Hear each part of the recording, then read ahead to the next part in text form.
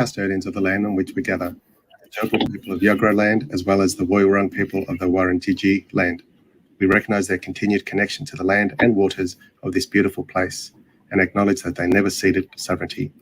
We respect all Turrbal and Woiwurrung elders and ancestors and any First Nations people here today. I can't take it anymore! Good afternoon, good evening, good day, and good morning, Blurtstars, wherever you are around the world. You are listening to the new Blurt. Good evening, you are listening to the new Blurt. Tonight I'm coming to you from Wurundjeri country, Kulin nation of Woiwurrung people. Sovereignty was never ceded, always has been and always will be Aboriginal land. Good evening, I am the Kegsta. This is the new Blurt. It is 16 past 8 in Eastern Standard Time in the East Coast, Melbourne, Victoria. And my studious co-host, Wencee, is live from Vietnam. Hello, yes, coming live from Ho Chi Minh City, and it is currently 4:17 p.m., so 4 hours behind you. Yes, so in sunny, hot. I was about to say Saigon, but technically it should be called Ho Chi Minh City, yes. Sorry, what was that? Technically, it should be Ho Chi Minh, but what? It's not Ho Chi Minh, or? No, yeah, it is. I just keep calling it Saigon every now and then, but yeah, it should be Ho Chi Minh. Right. So, do we know why they changed it to Ho Chi Minh? Yeah, so after the Vietnam War and to commemorate and honor Ho Chi Minh, yeah, they changed it to Ho Chi Minh City. So it goes by either. Okay. So Ho Chi Minh, was that an emperor or a leader or something? Or he was one of the leaders of the South, I think it was, Southern Vietnam. So hence why they called this part or this city Ho Chi Minh. So he was one of the revered leaders of the Communist Party back in the day. Okay, so when the can't South, remember so the exact decade he ruled, but so the Hanoi. North was fighting with the US. Is that correct? No, it's the other way around. So South was America, right? So Southern Vietnam and America were battling the Northerners. Okay. So therefore, the Northerners would have been Marxists. Then I would have thought. Yeah, possibly. I can't remember the exact history, but yeah, sounds about something like that. Yes. So, what temperature is it in Vietnam right now? Currently in Ho Chi Minh, it is around about 34, 35 degrees. But when you're out there walking, it is 50. Maybe 4 degrees warmer because you got probably because of the extra traffic and the concrete. That because you got to remember also that it's a very smoggy city, so it seems to trap the heat a lot more. Yeah. Wow. And what's it like inside the hotel? Yeah. Is that air conditioned quite well? We're just it's okay. It's a cheap little accommodation. It's no Hilton or Majestic Hotel, as one of the famous hotels in the city is. Yeah, it's just a cheapie, but does the job. 2 single beds for Luke and I. I was going to say, at least it does the job. And because you're only there for another day or something, and then you fly out. Yeah, so tomorrow I head out to Thailand, catch up with the other half of the family, so Kim and Elijah, and spend almost just about 3 weeks in northern Thailand. So really looking forward to that. Yeah, that'll be really, really interesting. And you went to Vietnam for an actual reason, though, yeah? Mainly because you're only there for a few days. So yeah, a few days now, and then 2 weeks at the end of the trip, just to catch up with friends. Right. Yeah. Okay, so because Luke's got your son's got his friends in Vietnam. That's right, isn't it? Yeah, that's right. Yeah, that's why we keep coming back here, and then we do the little side trip to another country. This time it's Thailand. So I'm assuming we'll be back to Vietnam next year, and then we'll go somewhere else. Maybe, I don't know, Malaysia, Japan, Korea. They're all pretty close by. Yeah, I've always been fascinated with Korea. Obviously not North Korea, but no. Yeah, I've always been fascinated. Although with that South would Korea. Be fascinating just for other reasons. It would be just as long as you got out. Take away all the, exactly. Take away all the government stuff. But it would be fascinating just to visit and talk to the local people. Just be amongst them would be quite nice. No, it would be definitely. Now, have you got some show and tell for the Blurtstars this evening? No, I haven't really done much this time round. It's been mainly hotel, visit friend. So no real time for picky time. No, I haven't really done anything touristy or just interesting. In fact, we've been eating more Western food than Vietnamese food, which is a bit of a shame. Bad. That's bad. Why? Very bad. Yeah. Why are you doing that? You showed me a magnificent meal that cost bugger all the other day. That was my very first meal.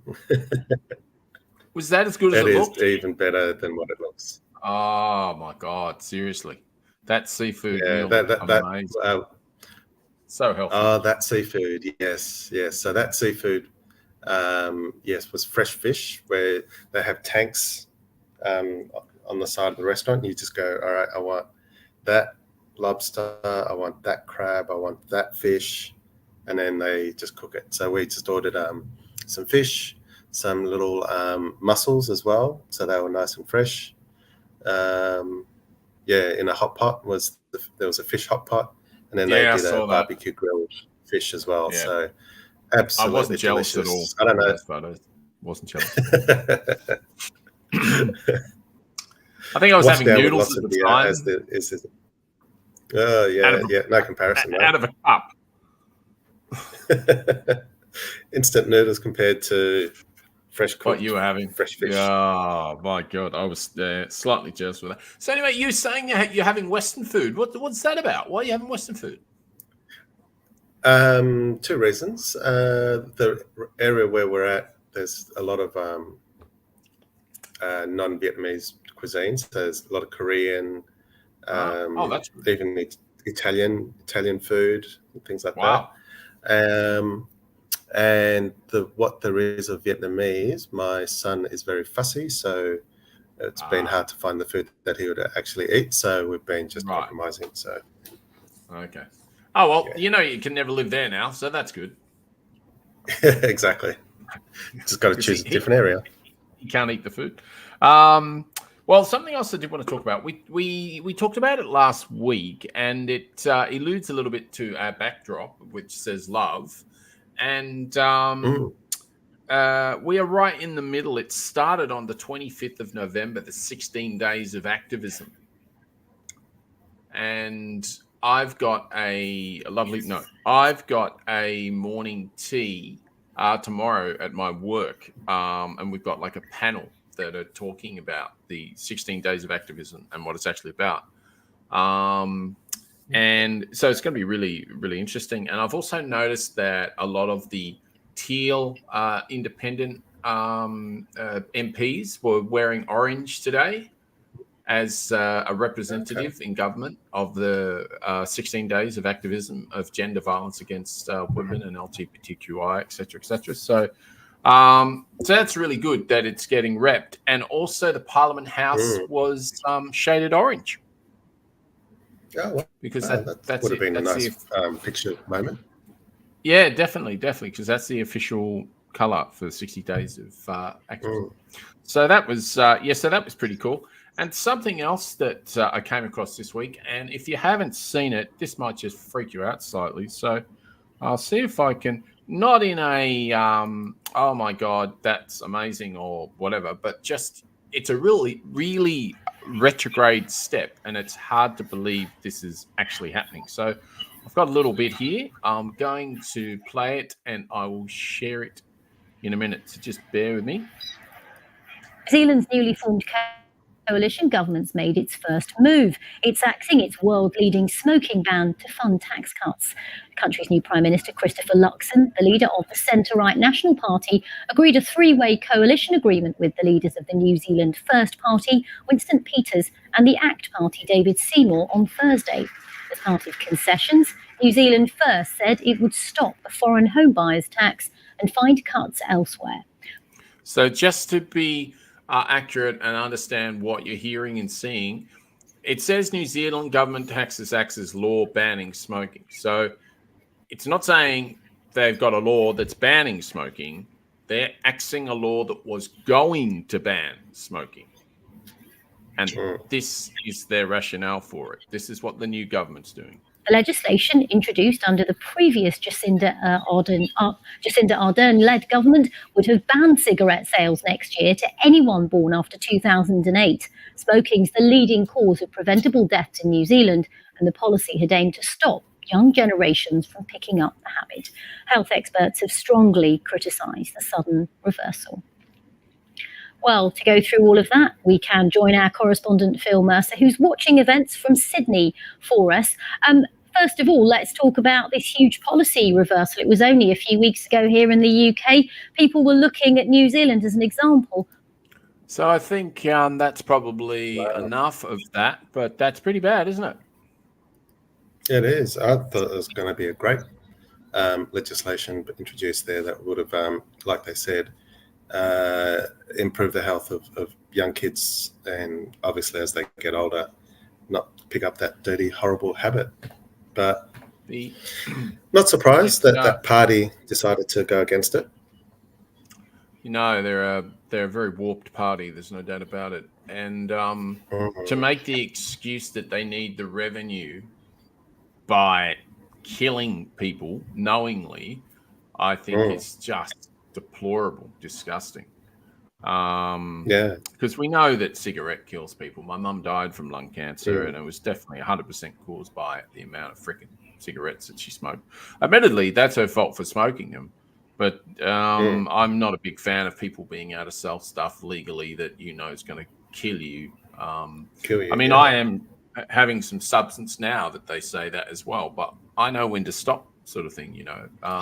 Whereas my mum was just a Cheney, and she was addicted. Well, you know, I'm not addicted to this. I don't have to drink it every hour. And we know that some people can be. Yeah, absolutely. Yeah. But, no, but it doesn't actively kill you as you're using that substance. No, it doesn't. It's only when you're drinking in big doses, that's when it kills you. Or others. But smoking, there's just no benefit at all. No. Or even Absolutely none. And it's really interesting. When I was in New Zealand, it was just, honestly, vaping was just absolutely everywhere. It was amazing how many people were vaping. I was slightly upset, I suppose. Because I always, I don't know why, I always have New Zealand on a higher pedestal for some reason, and I'm not sure why, but... But anyway, so that's not good. That's not good. But actually, talking about New Zealand, I don't know if we did tell people. We might have, but just to remind people, in case we didn't, the Pataki Teki came firsty. That's right. We did too. We talked about this. Century. Yes, that was pushed by John Oliver, the British-American talk show host, over the last 4 or 5 weeks. It was indeed. And as he was wanting, they won by a landslide. Yes. I can't remember how many votes they got out of the 350,000 that did vote, but obviously they got quite a big portion of it. Apparently there was 40,000 votes or something they just got rid of because they were fraudulent votes. They were robot votes. I mean, John Oliver was wrapped because he said that America, there's nothing they do better than interfering with elections. So he was so true. Very happy about it. Very happy about it. But yeah, talking about people that interfere in elections, what a segue. 11,780 votes to win the election. Fellas, I need 11,000 votes. Losers only. It's Trump Watch. China. Well, I wish I had some good news on Trump. Like, he had a heart attack and died. Something like that. That would be or good. went to jail indefinitely. Yeah. Any of those are good. Oh, I also, just digressing slightly, someone is nearly the same size as Trump, definitely the same amount of asshole. Clive Palmer. He's double, surely. Apparently, he is a foreign citizen. From which country? Singapore. Really? Oh, wow. I had no idea. He's trying to sue the Australian government because he wants to mine the shite out of this country and kill any part of the ecosystem so that he can make more money via his investment company, Zeph Investments, which is a Singaporeese company. And apparently, because of that, he gets some bullshit foreign investor loophole. It's pretty dangerous, and it's actually He's when obviously he get a second, done his homework and chosen that very well for that reason. Well, as much as I hate the man, just a horrible human being, he's not dumb. Oh, definitely not. Yeah, you don't get that far if you're dumb. No, well, Trump did. Just don't believe Trump actually is dumb. He's actually stupid. He's an actual stupid individual. And Joe Rogan's not the smartest match in the box either. So sometimes you can punch people's faces in for a living, and and then you can get really popular. So, but there you go.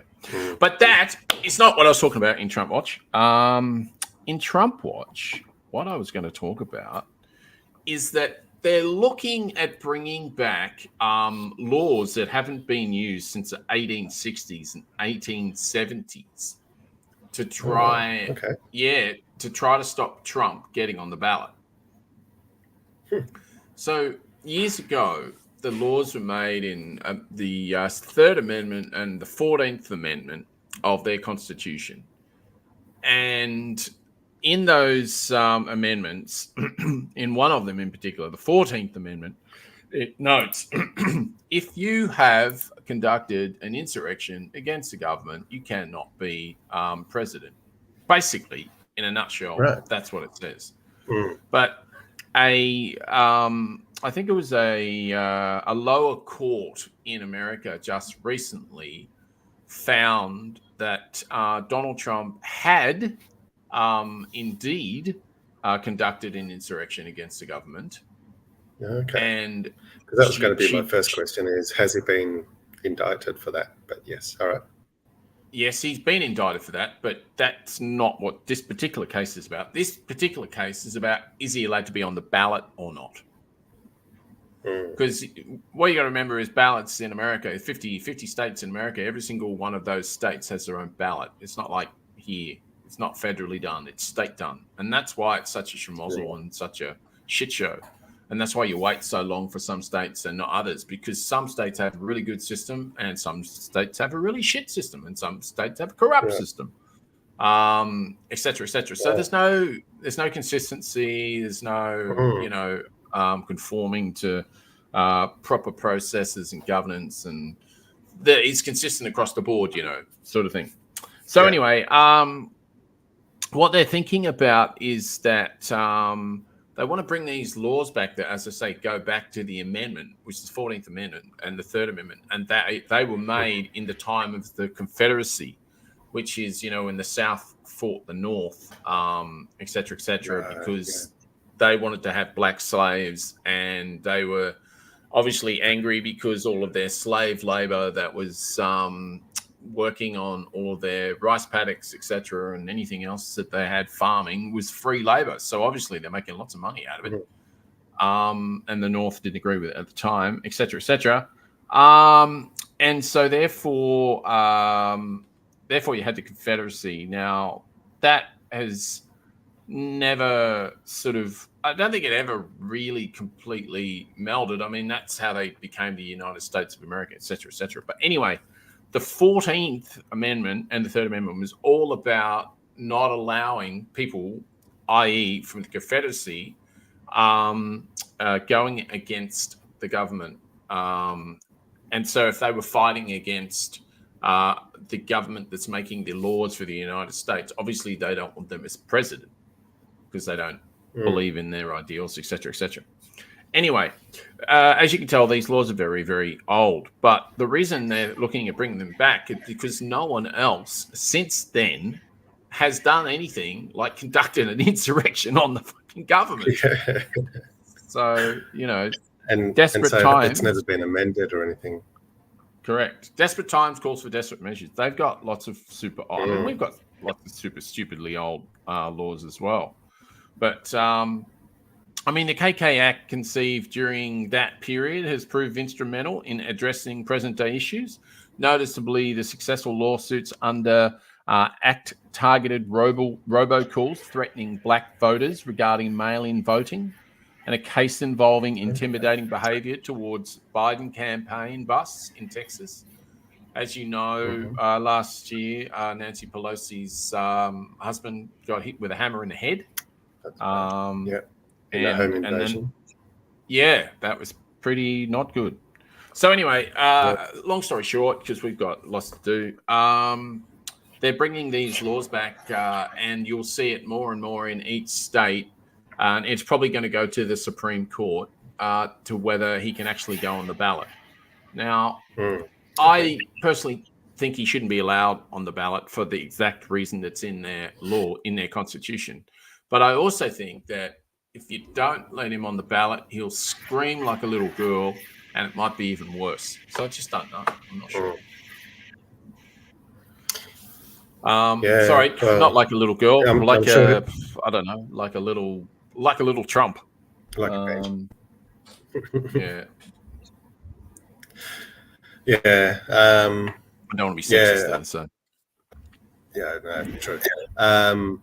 I don't know how successful they'll be. Hopefully they can, but surely even with the lack of money that Trump has, I'm sure he'll find money somehow and get good lawyers to stop all of that. But anything to stop him from running is always a good thing. Yeah, no, absolutely. Look, I don't think you better stop anything. It just really depends. It's going to go to the Supreme Court regardless, because the other judges that are ahead of that judge that made that decision thought that decision was rubbish, and absolutely against the grain of what the laws are about. But the reason that judge... sorry. I was just going to say, isn't the Supreme Court mostly Republicans? So wouldn't they just knock it on its head and just throw it out? Yeah, look, it's a really good question. You said that. I think it's 6-3, I believe. Straight conservative Democrat in the Supreme Court.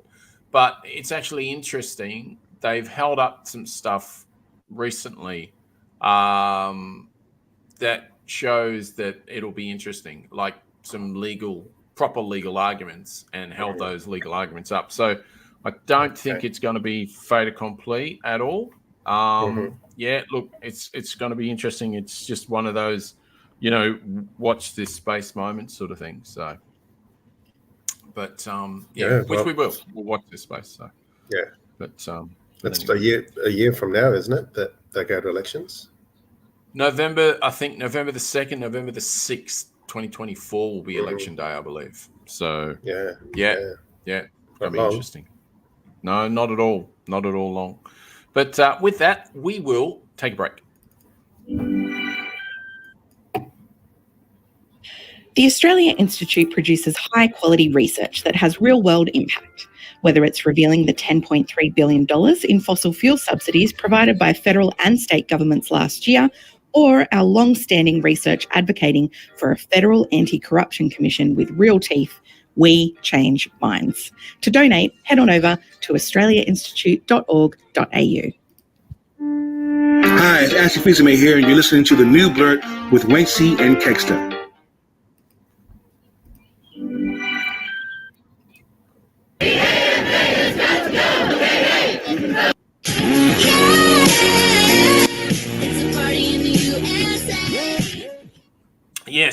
Pardon USA.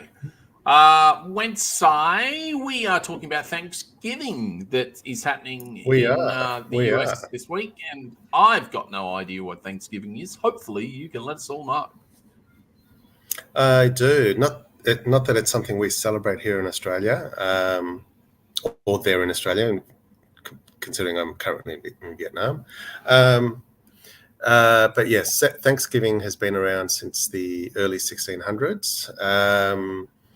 Obviously, it's started totally different to what it is now. But in 1620, a group of English religious separatists left England and sailed across the Atlantic Ocean, seeking new lands and freedom to be able to continue their religious, whatever it is that they do in religious thingies. They settled in Plymouth in Massachusetts, and they became known as the Pilgrims. Is that New Plymouth or Plymouth? Just Plymouth, as far as I know. It's probably part of New England. Okay. Yeah. They arrived before winter of 1620, and so trying to settle in a new country, not knowing the land. No fighting was done, which was a positive. So they did go in and do unthinkable things to the natives of that land. But yes, they apparently. Okay, so just back to track up there slightly. So are you saying that when they invaded America, which they basically did because it wasn't their country, so the native indigenous to America, the Pilgrims just kicked them straight off their land, or did they try to negotiate a treaty, or what? Not really. I will get to that in a second. Oh, sorry. But they didn't quite invade. There was only about 192 settlers who arrived to Plymouth in Massachusetts. No, it's not. So it wasn't a fleet of boats attacking. It wasn't an armada. It was just a small group. Yeah, exactly.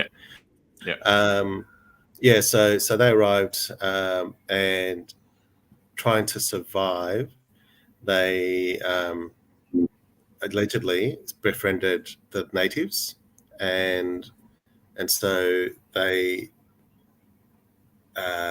learnt from a native Indian by the name of Squanto how to grow on the lands, how to survive, and things like that. So by the end of the first winter, those 92 settlers dwindled down to roughly half. So half died due to malnutrition, cold weather, and things like that. Yeah, exactly. And so by the following. No, I was just asking, what were they growing? Like, what was their food? What was their food source? What were they depending on to live, type thing? Would have been whatever was native to the land. So corn would have been one of them. Right, is what I discovered. I'm not sure what else. They obviously would have had some sort of animals, whatever was native for the area. Oh yeah, I suppose they'd be hunting, wouldn't they? Yeah. So they would have hunted ducks, geese, things like that. That would have been a plenty on the east coast of America. So after their first winter in 1621, they decided to give thanks to what they learnt and that what they'd been given, and so they started this celebration of giving thanks, which eventually became Thanksgiving. And there's debate whether they invited the natives or whether the natives came to them because they were having this party, and then they naturally just celebrated together. But for 20 or 30 years, or maybe 40, I think it's about 40 years till the late 1660s, when Squanto died. Up until then, they were all living harmoniously together. Oh, and celebrating this giving of thanks every November. And so after Squanto passed away, because he was one of the leaders of the native tribes of the area, there's contentious stories now that after he died, there was no longer that cohesion between natives and the settlers and whoever else was living in the area, and so it's sort of, I wouldn't say it died, the Thanksgiving celebrations, but there wasn't that togetherness of community that how it started. So when Squanto unfortunately died, the sort of the harmonious collegiality between the natives and the pilgrims, that ceased, did it? Well, it started to die down, I guess. It didn't completely die or cease at that point. But yeah, they still continued the tradition. But so native people, no different to Australian indigenous people. Then after that, as America evolved, there was all fighting between natives and slaves and things like that. And so for a lot of Native Americans, they see some of this Thanksgiving as being more damaging, because after all of that, there was a lot of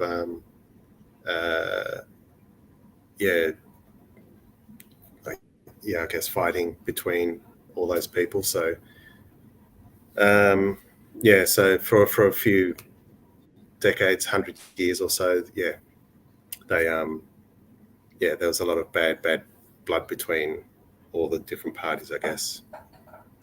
Well, I mean, it's the old adage, isn't it? I mean, all the Americans that weren't Americans yet started flooding in and just decided that they were going to take land, and whether there was Native Americans on that land, they didn't give a shit. So that's basically what happened, and that's basically what pretty much and that's the same pattern as what the British have done all around the world. They've done it everywhere. So you wouldn't expect anything different because it's the same people, anything less. That's right.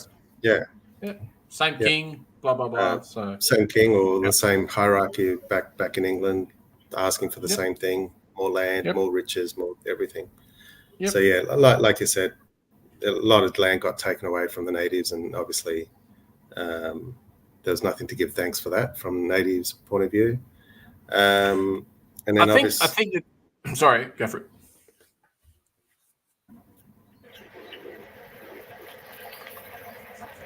Yeah, no, I was just going to say, I think that I think the difference between the Indigenous here and, say, the Indigenous there is that they, in more recent years, they have been working with many of the Native Americans, working on treaties, working on giving land back, working on reservation policies, et cetera, and those sort of land legislation, et cetera, that is favourable to the Indigenous, that just hasn't happened in Australia in the same manner that it did in America and North America.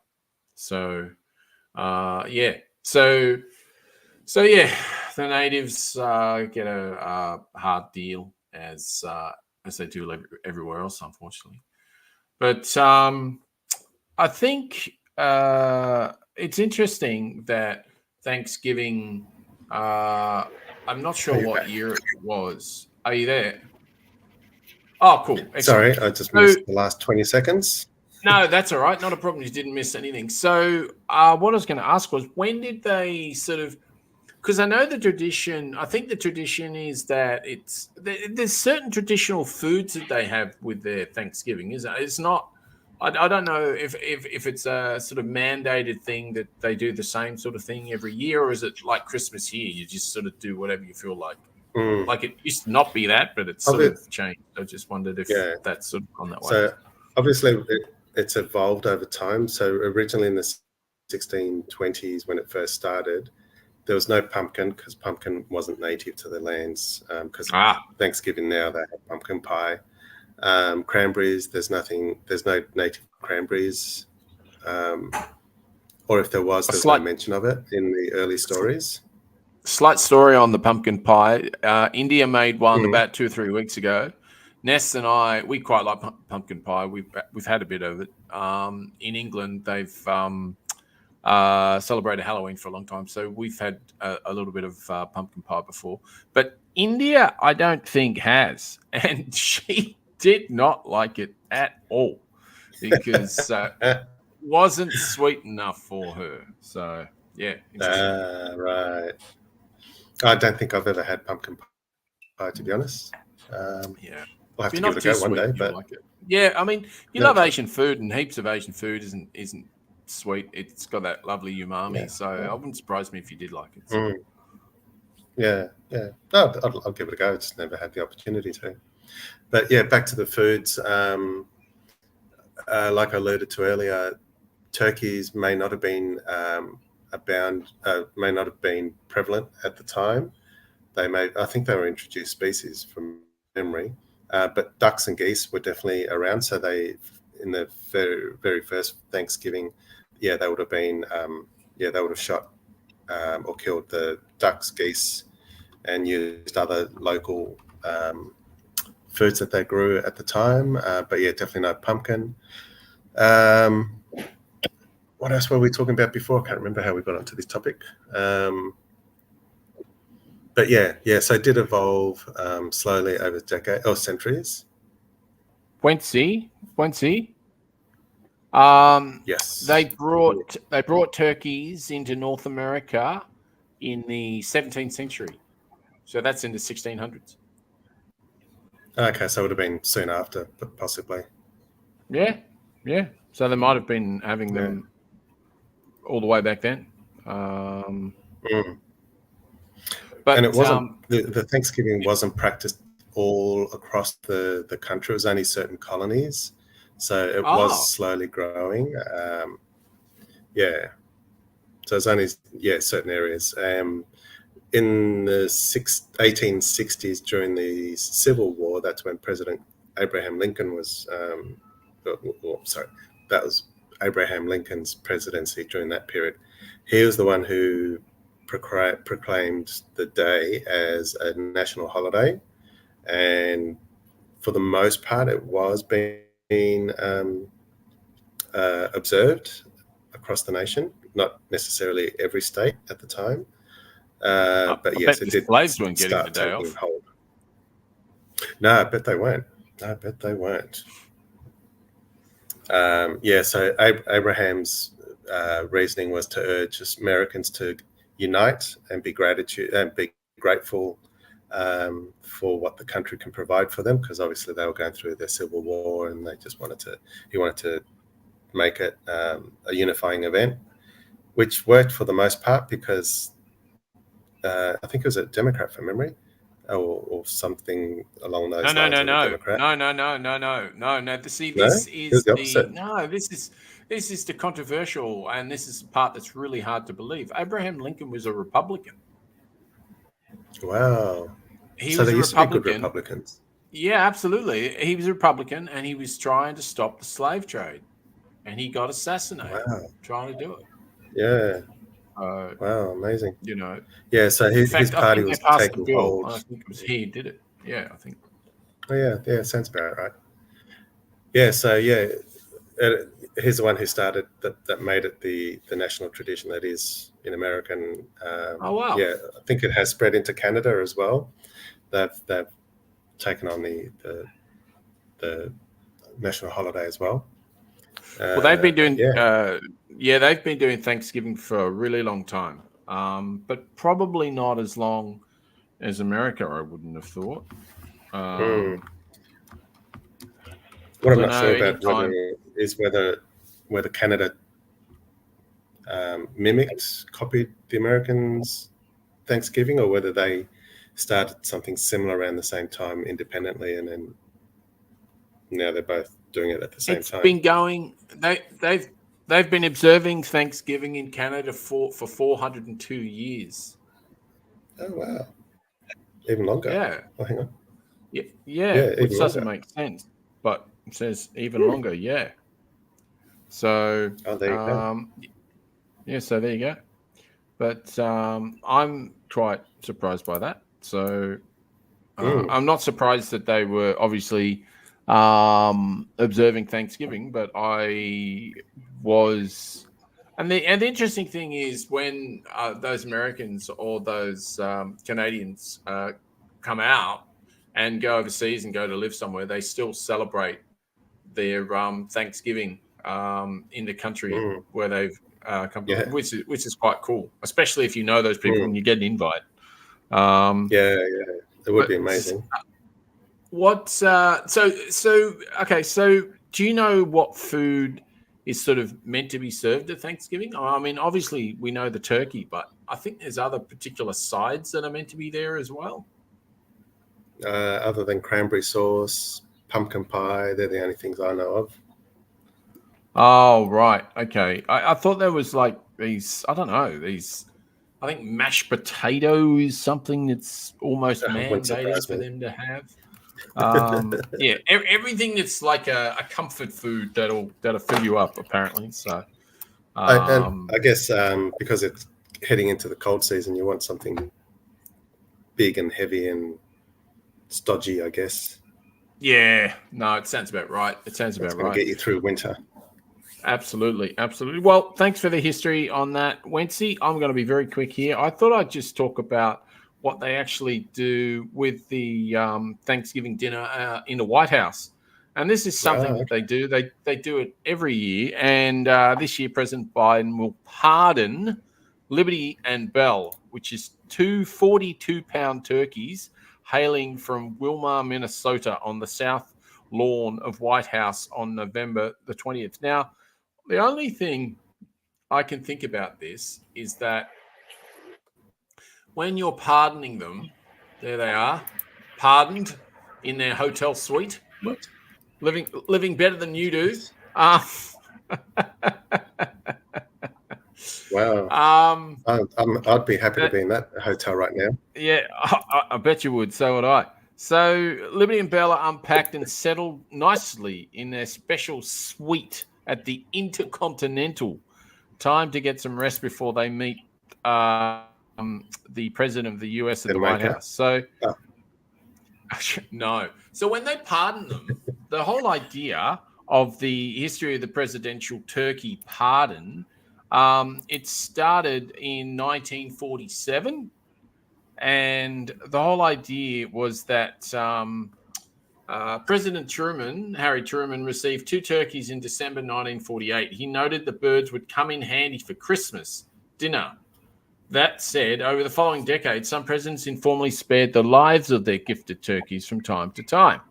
So, 63, President Kennedy saved a turkey that had been sent to him by the poultry industry, saying he would just let this one grow, according to the National Archives. In 78, Lady Rosalind Carter, Jimmy Carter's wife, followed suit, sending that year's turkey to live out its days. So it looks like it's a tradition that's been happening since about 1947, I think. So these days, the pardoned Thanksgiving turkeys live out their days in comfort, which is very nice. Yes. Very nice. After their whirlwind visit to Washington, D.C., this year's turkeys, Liberty and Bell, will return to their home state of Minnesota and will be cared for by the University of Minnesota's College of Food, Agricultural, and Natural Resource Scientists, and will be on the university's lecturers' professor table the year after. No, that's not true. You can imagine the wonderful care they're going to get from students and veterinarians and professors and vegans. Steve Lycan, chairman of the National Turkey Federation, told the Associated Press. So that is a good story. So that's why they pardon the turkeys, and that's where it comes from. So there you go. Right. All a little bit weird. Do you think they pardon those two turkeys because? Do you think they pardon those two turkeys because they don't want to talk about the other 10 million turkeys that get raised and killed for Thanksgiving meals. Yeah. I'd say that's exactly what it's like. Yup. I think that's exactly. But not that I'm anyway, a vegetarian or vegan, but yes, I find it a bit ironic. That's one for the vegans. At least there's two that are being saved. So all you turkeys out there, get out there and do your best, and you might get picked by the president one day and get saved. So, got to be honest though, I'm not a big turkey fan. Like eating turkey. In fact, I can't remember the last time I did. I would rather eat chicken or duck, and I don't even eat duck very much. I'd rather eat chicken any day than turkey. So, I'm not a big fan either. No. I mean, as I get older, I don't know. I just find it harder at times to, I don't know, eat animals. I might just be getting softer as I get older. I don't know, but some would say in the head. But with that, and now it's time for When Nature Calls with Wencee and the Kegsta on the new. Oh, there, big fella. That's the wrong nature calling. Oh, right. Here is our new segment, Nature Calls. It's all about the wonderful world.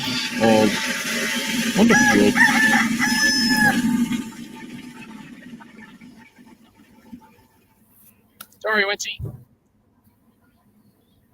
Okay. All right. Seeing as I am in Vietnam, I chose an animal that is local to Vietnam. The one that I've chosen is the red-shanked duoc.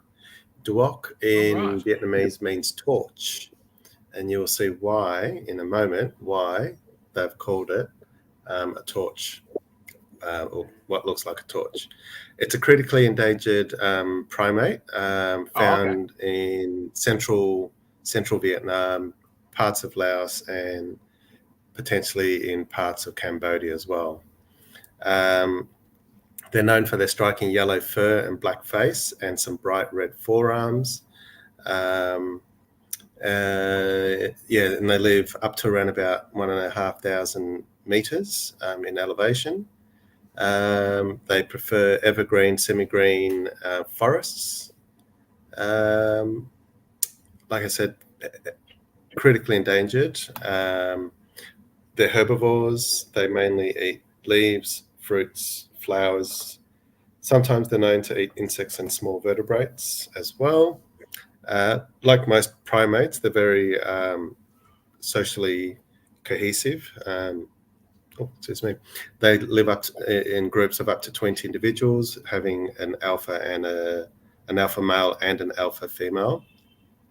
So they do roam around and protect their territory quite well.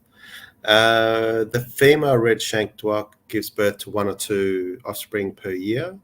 So, so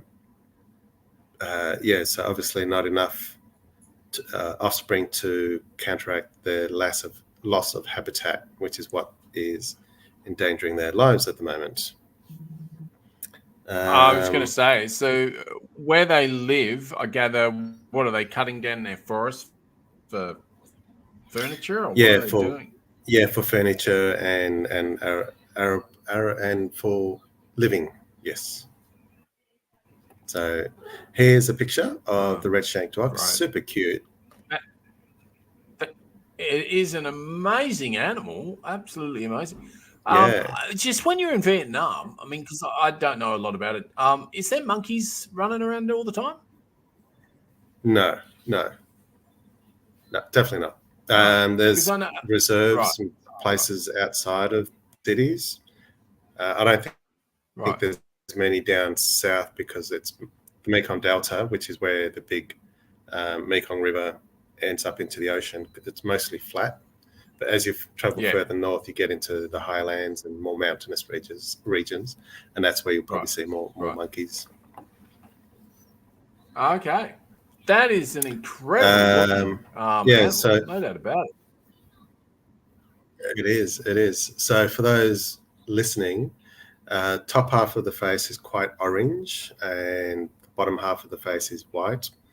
Has a big beard, like a Santa beard almost, covering around its face up to its ears, and black and grey body, and so duoc, which is torch. Do you know if it wasn't so cute, you could actually say it's got a bit of Donald Trump about it, but it's too cute for that. It's way cuter than a Trump. So obviously there's conservation. But it does have an orange face. It does. So I've got a map here of the region where it's, where they live. So basically the southern, the bottom half, the middle of Vietnam, and just south of the middle of Vietnam. So you can see that that red circle. Yeah. So to fly from Ho Chi Minh to Thailand, what's that take? Half an hour? 45 about 90 minutes. 90 minutes, hour and a half. So just trying to. So is that about Melbourne to Sydney? Is that right, or is it not? Yeah. So maybe Melbourne, maybe Brisbane, Canberra. Brisbane, Canberra. Okay. Yeah. Cool. Yeah. Cool. Yeah. And how many of them left now? That I couldn't find, but it's on the scale of extinction. They're critically endangered. That's where they are. They're pretty much that's 2 steps away from being completely extinct. So the next step up, if lovely, isn't it? Conservation efforts aren't improved, means they'll be extinct in the wild, because obviously there's some in captivity. And then the last step would be if they all died, even those in captivity, then they're completely extinct. So pretty dire. Is there any organisations that are actively trying to rehabilitate the population of these animals? Yeah, I did come across a couple. I can't remember the names. I forgot to take note of those, but I will put them in the show notes. But there are some organisations that are trying to protect the region, the environment, so the forests don't get cut down. And obviously the ones that are orphaned and or found away from those forests that have been cut down, they try to rehabilitate them and relocate them and things like that. So I will put those organisations in the show notes. Can you believe in the world that we live in now? You probably can, but the amount of energy that everything gives out, whether it's industrial or humans or et cetera, in 2024, 2023, 2% of that energy is by animals in the wild. Is that all? That's how low it is. That's pretty low. That's pretty terrible. That's because that's how many humans are species have been extinct and have gone extinct and etc. Well, no, not just humans, but I mean energy from industrial as well, especially industrial. So all of the energy that they are using and applying to this planet, and then humans on top of that, animals are really, really small portion, which is very sad. Very sad. And it's the same as there's certain tigers in America. There's more in America in captivity than there are in the wild where they actually are native, which is pretty freaking sad. Wow. So, very sad. We have a little bit of hope coming. So this is a bit of hope coming. See this one? That one there is the infamous, because you've probably heard of it, the black rhinoceros. And it's been endangered for quite a long time now. And in between 60 and 95, there was 2,500 of them in the world. Wow. Which is not a lot. No. And but Africa's been doing a really, really good job lately. and they've now got their population up to 5,000, and today it's 5,500. So that's amazing. At least it's going on there are people trying to do the best and do better, which is good. But it's still not what we need. We need more people like that, more organisations doing that. It's better than them being extinct, I suppose. But this is another one. This one is called Abaji when it comes up. Just waiting for we can see that. Oh, here we go. Abaji. Yep, beautiful. So that one is it's found in the Yangtze River in China, in a river, and it's called the Yangtze River dolphin. However, in 2006, the Abaji dolphin was declared functionally extinct. There's only 3 Yangtze River dolphins were found in an expedition in 2007. 3. Wow, 3. Not 300, 3. That's not much. They have not been effective in preventing incidental deaths, of the Yangtze River dolphin. And this is the first time in history that an entire species of dolphin has been wiped off the planet because of human activity. And I'm guessing that a lot of that is because of as sad that they do in parts of that river. Oh, for sure. Because they let so much shit go into the river, don't they? So correct. Yangtze's got heaps of stuff in it, so Yeah, it's terrible. The Sayola, yet another endangered species. There's good stories, but unfortunately, the bad is outweighing the good. But we need to know about this because we don't know about them. We can't do anything about them. So it's an Asian unicorn. And it's rarely seen these days. The animal's quite large and has been around since 1992. Only on rare occasions. It hasn't been seen very often at all. And you're going to love this. And is found only in the Annamite Mountains of Laos and Vietnam. Oh, wow. Must be close to that area that we were talking about before. It can be identified... Yeah, absolutely. By 2 parallel horns with sharp ends on both males and females, which can grow to 20 inches in length. In Vietnamese, it resembles a cattle or an antelope and have striking patches on its face. So, so that one's critically endangered as well. And then you've got the cross river gorilla. It's found along the Cameroon-Nigerian border. There's only 200 to 300 of these babies left as well. It's just a beautiful picture. I will show this one. People that have never really seen gorillas or in the wild, which I assume is most of us, or you have never seen a documentary on them, and you have an idea or you have a perception that they're a aggressive animal, etc. When you see those sort of pictures, it's like, I think our perception is all up the shitty. So, Wencee's left us for a little while, but that's okay because we're nearly. I'm still here. I'm still here. Right. I've that's just not a problem. But beautiful. Yeah, all good. No problems at all. As long as you can see what's going on, that's all good. This will be my last one for tonight because I don't want to bring the Blurtstars down anymore. But it's really important we know because we need to support. If we don't know, we can't help. So I'll have these links in the show notes as always. This is the leatherback sea turtle. Just an amazing creature. I think they live up to 200 years old or even more than that, I believe. Just incredible. It's the largest sea turtle species found in the world.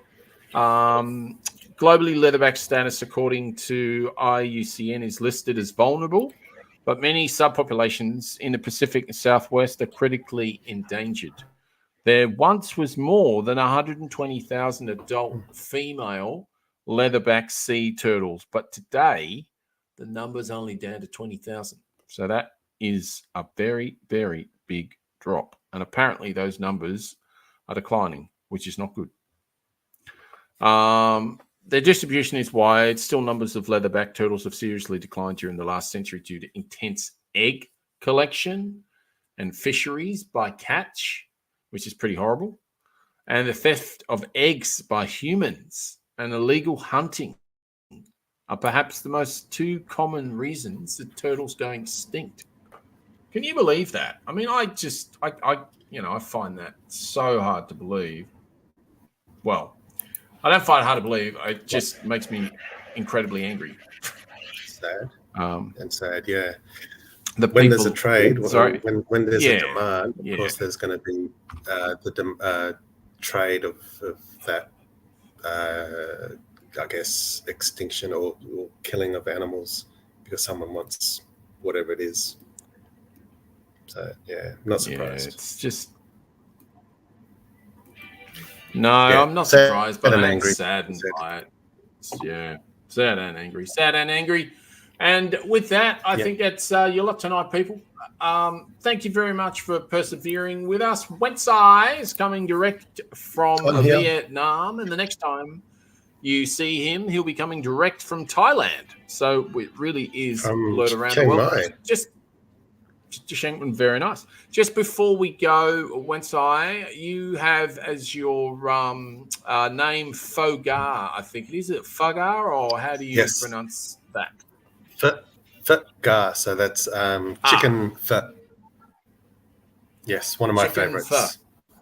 Yes, I love chicken pho too. Yeah, I like it much better than the beef. Yes. The beef for me is really strong, and I'm not a big. Yeah, I can't. Yeah, same.